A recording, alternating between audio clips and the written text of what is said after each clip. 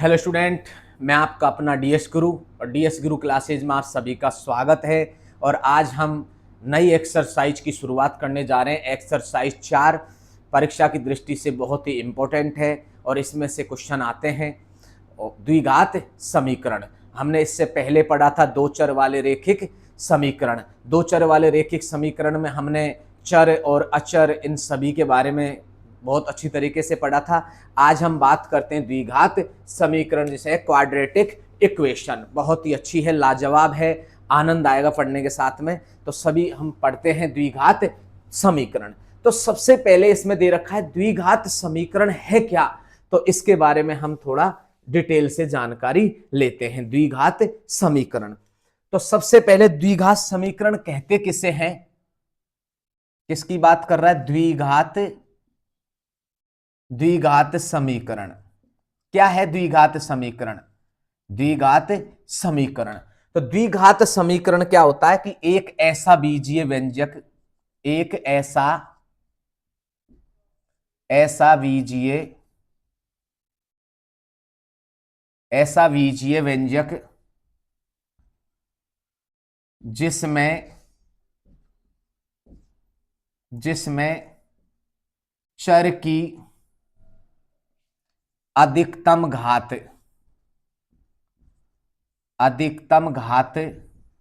कितनी हो? 2 हो, उसे द्विघात कहते हैं। क्या कहते हैं? उसे द्विघात कहते हैं।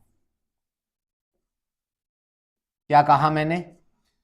कि ऐसा बीजीय व्यंजक जिसमें चर की अधिकतम घात कितनी होनी चाहिए? 2 होनी चाहिए। कितनी होनी चाहिए? 2 होनी चाहिए, ना तो इससे ज्यादा ना इससे कम। अगर कम होगा तो हम उसके बारे में भी पढ़ेंगे, अधिक होगा तो उसके बारे में भी हम पढ़ेंगे। तो द्विघात समीकरण। अब बात करता है इसमें क्या है, ये आ गया, एक तो आ गया समीकरण क्या है, द्विघात तो पढ़ ही लिया हमने। अब द्विघात के बाद में हम इसमें ये देखते हैं कि अधिकतम घात कितनी होनी चाहिए? चर की 2। तो चर के ऊपर घात कैसे आनी चाहिए? जैसे x है तो इसके ऊपर स्क्वायर होना चाहिए, जैसे 4y है तो इसका स्क्वायर है, यहां पर y का स्क्वायर है, यहां पर है जैसे t का स्क्वायर है, मतलब इस रूप में होना चाहिए। मतलब चर की अधिकतम घात कितनी होनी चाहिए? 2 होनी चाहिए। जैसे x स्क्वायर है, यहां पर y स्क्वायर है, और ये क्या हमारा t स्क्वायर है। दूसरी कंडीशन क्या है इसमें? अब पढ़ेंगे हम इसमें थोड़ा सा, एक देखना है कि जैसे बहुपद है, हमने पढ़ा था पहले, क्या पढ़ा था हमने? बहुपद पढ़ा था। बहुपद है जो क्या है हमारा, कि जैसे इसमें चर भी होता है और अचर भी है। बहुपद किसे कहते हैं? जिसमें चर और अचर और गुणांक वगैरह जो भी है इसमें होते हैं। तो जैसे क्या हुआ, जैसे 3x है प्लस का क्या हो गया 5 है, तो ये क्या है? एक तरह का बहुपद है। क्या है ये? बहुपद है। अब बात करते हैं थोड़ा समीकरण के बारे में, कि समीकरण क्या है। तो समीकरण क्या है, जैसे ये हो गया 3x प्लस का जो 5 है बराबर में 0 लगा दो, ये क्या हो जाएगा हमारा? समीकरण। तो द्विघात समीकरण, तो समीकरण कब बनेगा? जब बराबर में क्या होगा? इक्वल में क्या होगा? 0 होगी। क्या होगी? 0 होगी। तो बराबर में जब 0 होगा तो वो क्या होगा? समीकरण होगा। क्या होगा? वो समीकरण होगा। तो बहुपद इस टाइप में होता है, उसमें बराबर में कुछ नहीं आएगा, चर और अचर मिलकर के, चर अचर और गुणांक मिलकर के बहुपद बनाते हैं। और समीकरण क्या है? जिसके इक्वल में 0 हो। क्या हो? इक्वल में 0 हो, तो समीकरण भी आ गया समझ में। अब हम इसमें बात करते हैं सबसे पहले द्विघात समीकरणों का मानक रूप। किसका रूप? द्विघात समीकरण का मानक रूप। कैसा रूप? मानक रूप। इसके बारे में थोड़ी हम जानकारी लेते हैं। द्विघात समीकरण का मानक रूप क्या है? तो द्विघात समीकरण का जो हमारा मानक रूप है वो क्या है? ax स्क्वायर प्लस का bx प्लस का c इक्वल में क्या होगा? 0। ये हमारा द्विघात समीकरण का क्या है? ये मानक रूप है। कैसा रूप है? ये मानक रूप है। द्विघात समीकरण का मानक रूप क्या होता है? ax स्क्वायर प्लस का bx प्लस का c बराबर में क्या होता है? 0। क्या होता है? बराबर में 0 होता है। और द्विघात समीकरण के गुणांक है। अब इसमें हम गुणांकों को पढ़ेंगे, थोड़ा इसमें हल्की सी जानकारी लेंगे। तो सबसे पहले हम बात करते हैं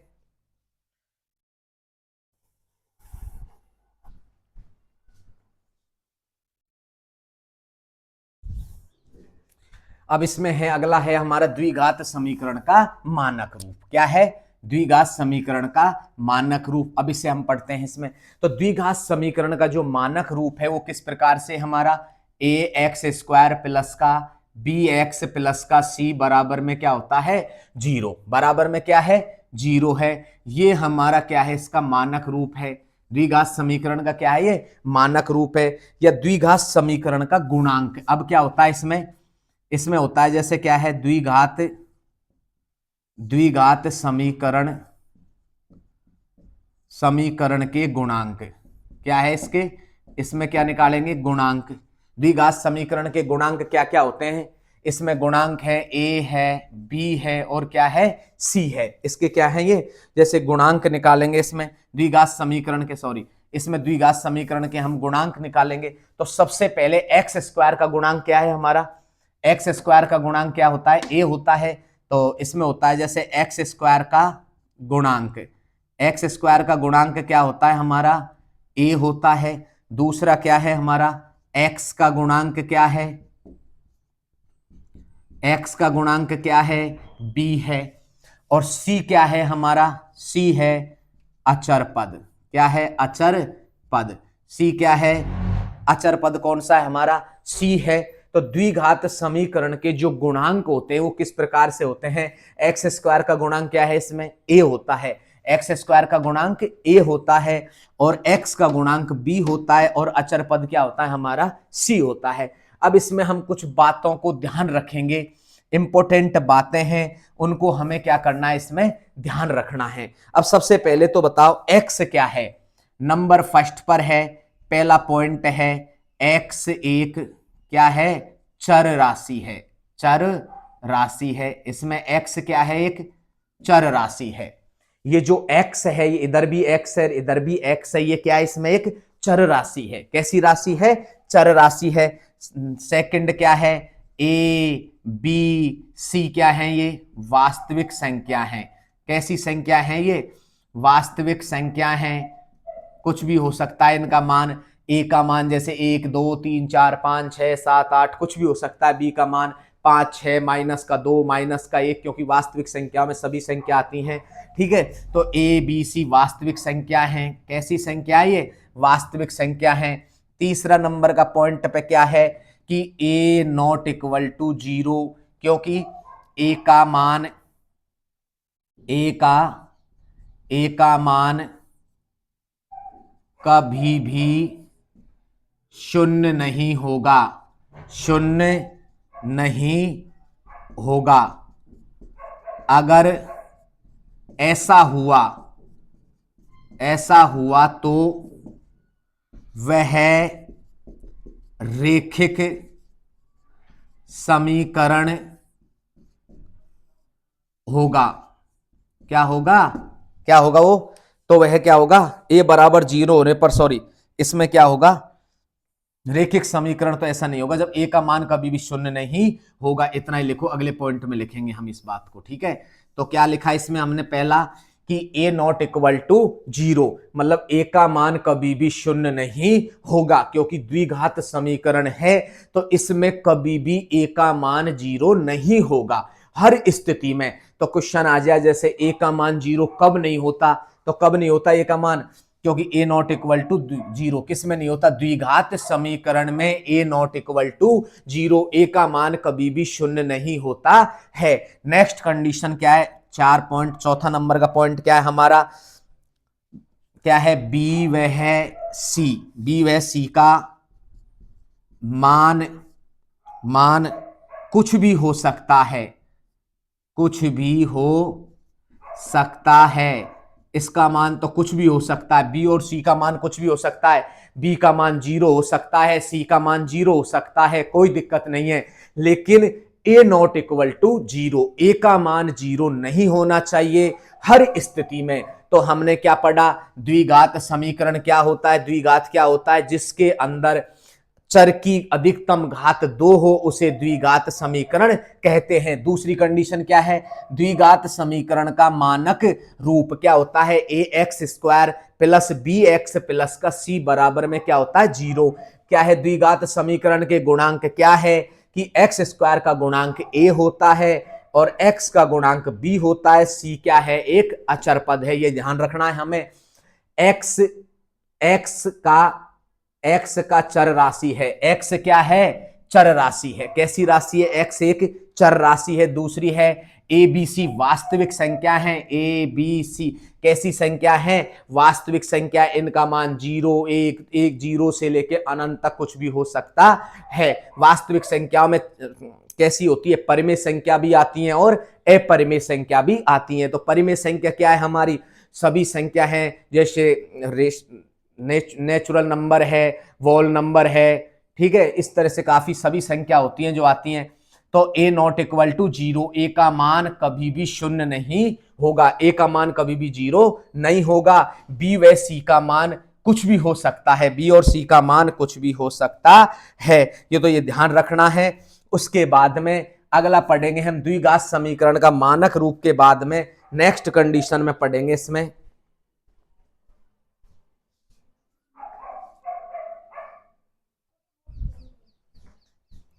अब बात करेंगे घातों के आधार पर, किसके आधार पर, घातों के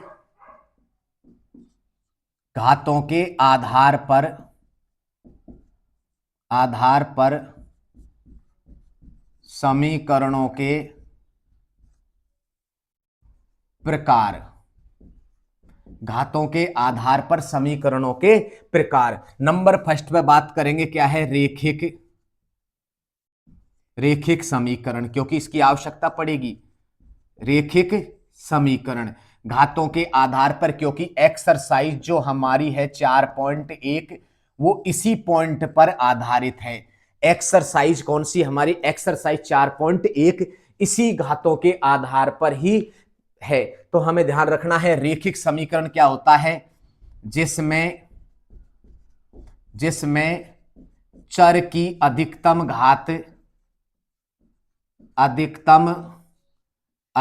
घात एक हो, उसे क्या कहते हैं, रेखिक समीकरण। फॉर एग्जाम्पल, जैसे हमने रेखिक समीकरण क्या है, जैसे 4x है प्लस का क्या हो गया 3 बराबर में 0। अगर इस टाइप का क्वेश्चन आ जाए, क्या आ जाए, इस टाइप से आ जाए, तो वो क्या होगा, रेखिक होगा। या फिर इस तरह से आ गया x माइनस 5 बराबर 0, कुछ भी आ सकता है, प्लस का माइनस का, इस तरह से कोई सा भी एग्जाम्पल आ जाए, कुछ भी आ सकता है, इसकी जगह 4 की जगह 3 आ सकता है, 2 आ सकता है, 1 आ सकता है, 5 आ सकता है, 6 आ सकता है, कुछ भी आ सकता है, या प्लस है माइनस आ सकता है। अगर ऐसी स्थिति आ जाए तो वह रेखिक समीकरण है। कैसा समीकरण है ये, रेखिक समीकरण है, जिसको बोलते हैं कि क्या है, इसको जैसे यहां पर ले लिया ए एक्स प्लस का सी बराबर में क्या आ गया 0, बराबर में क्या है 0 है। इस रूप में कुछ भी हो सकता है इसका मान। दूसरा क्या है हमारा, द्विघात समीकरण जो हमने पढ़ा था पिछले कुछ ही समय पहले। द्विघात समीकरण क्या है, जिसमें चर की अधिकतम घात क्या होगी, अधिकतम घात 2 होगी।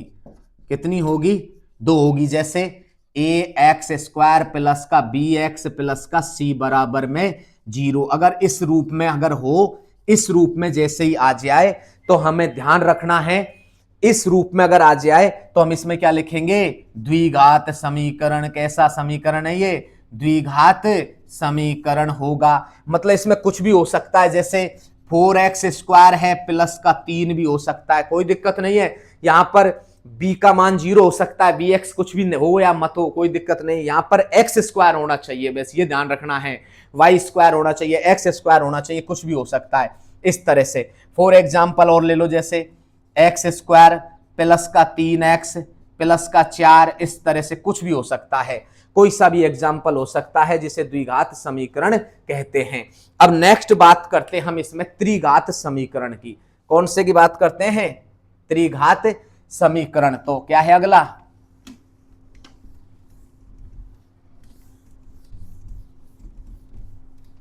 अगला क्या है इसमें? अगला है त्रिघात समीकरण। त्रिघात क्या होता है? समीकरण जिसमें अधिकतम चर की घात 3 हो। अधिकतम कितनी घात हो चर की? 3 हो। जैसे ax3 plus bx² plus cx plus का d बराबर 0, इस टाइप में हो, जिसमें ध्यान रखना है कि अधिकतम घात कितनी होनी चाहिए? 3 हो। अधिकतम कितनी घात होनी चाहिए?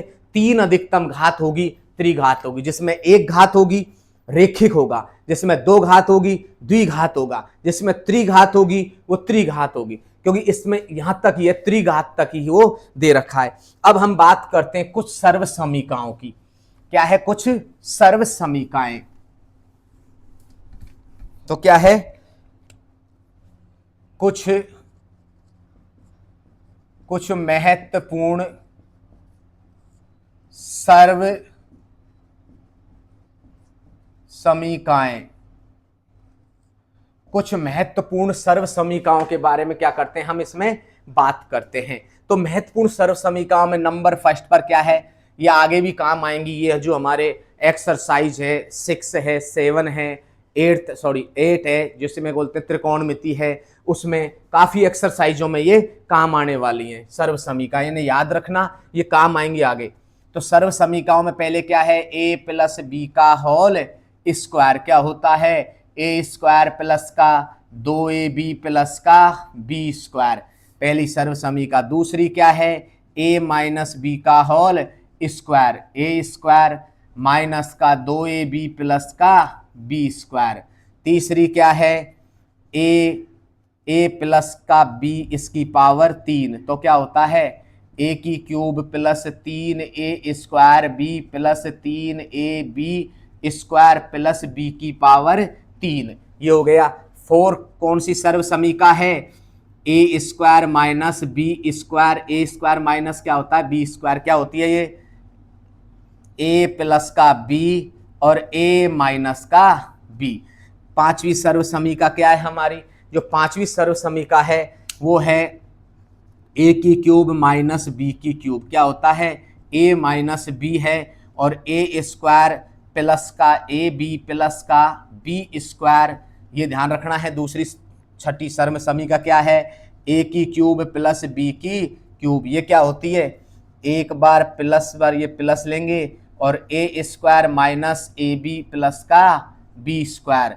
ये सर्व समीका है हमारी।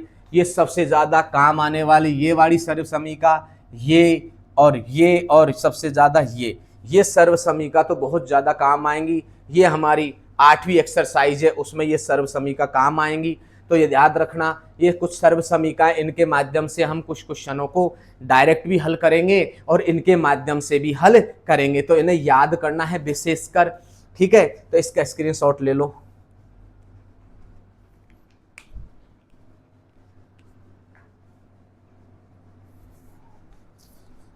तो बात करते हैं द्विघात समीकरण को हल करने की विधियां। ये जो हमारी जो द्विघात समीकरण को हल करने की विधियां हैं, इस पे एक्सरसाइज हमारी जो 4.2 है वो कंप्लीट है इनमें, ठीक है? 4.2 और 4.2 इसमें कंप्लीट है।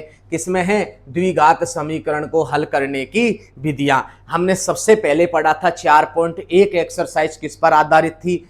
एक्सरसाइज 4.1 रेखिक समीकरण, द्विघात समीकरण और त्रिघात समीकरण पर आधारित है। और हमारी एक्सरसाइज 4.2 किस पर आधारित है? द्विघात समीकरण को हल करने की विधियां पर आधारित है। इसमें से एक क्वेश्चन डेफिनेटली आता है, इसमें से एक क्वेश्चन बोर्ड एग्जाम में हर बार पूछा जाता है। तो सबसे पहले बात करते द्विघात समीकरण की विधियों में पहली कौन सी है? गुणनखंड विधि। क्या है? गुणनखंड विधि। कौन सी विधि? गुणनखंड विधि। पहली विधि कौन सी है हमारी? पहली विधि है हमारी गुणनखंड विधि। कौन सी विधि है? गुणनखंड मेथड। ठीक है, दूसरी विधि कौन सी है हमारी? श्रीधराचार्य को किस नाम से जानते हैं? धराचार्य को द्विघात सूत्र। क्या है? द्विघाती सूत्र, या क्या बोलते हैं?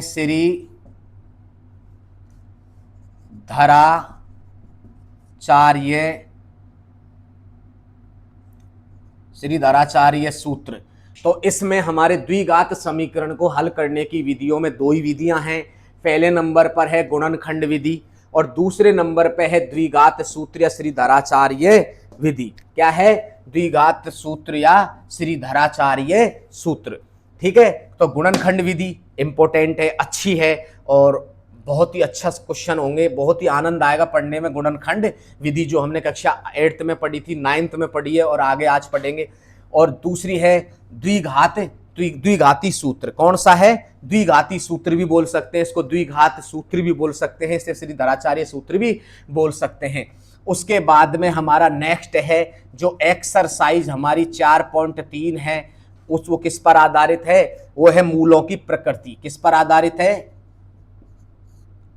मूलों की प्रकृति। इन्हीं को हम जैसे एक्सरसाइज पढ़ेंगे तो वहीं पर इनको समझेंगे। गुणनखंड विधि क्या है, श्रीधराचार्य सूत्र क्या है, द्विघाती सूत्र क्या है, उसको किस तरह से निकालेंगे, और मूलों की प्रकृति 3 प्रकार की होती है तो किस किस कंडीशन में होती है, तो उनको हम वहीं पर पढ़ेंगे। जब एक्सरसाइज स्टार्ट करेंगे तो एक्सरसाइज से पहले पढ़ेंगे, क्योंकि अब पढ़ेंगे तो भूल जाएंगे और उस टाइम पे पढ़ेंगे तो हमें समझने में थोड़ी आसानी रहेगी।